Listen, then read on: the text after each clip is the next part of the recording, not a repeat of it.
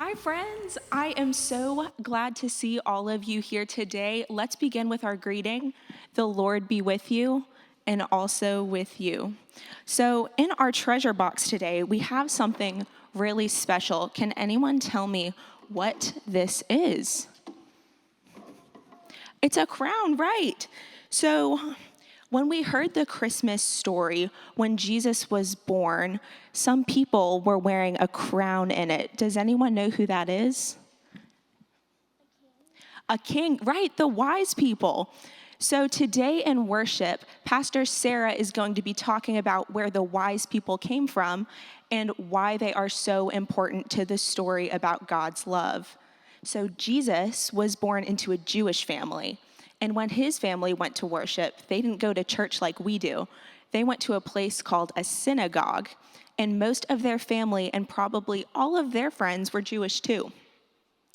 But God made a promise that God's love was for all people. God's love is for Jewish people, people who aren't Jewish, people who live really, really far away, people who speak different languages, women, men, children, everyone is loved by God. So these wise people who came, they brought gifts of gold, frankincense, and myrrh, and they were from a far away place. And they were different from Jesus's family.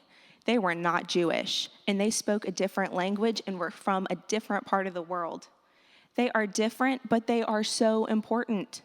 The wise people show us that God's love is for everyone, and people who are like us and people who aren't like us.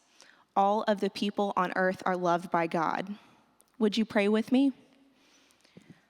Our Father, who art in heaven, hallowed be thy name. Thy kingdom come, thy will be done, on earth as it is in heaven.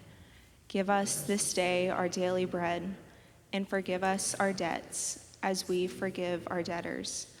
And lead us not into temptation, but deliver us from evil. For thine is the kingdom, and the power, and the glory, forever and ever. Amen.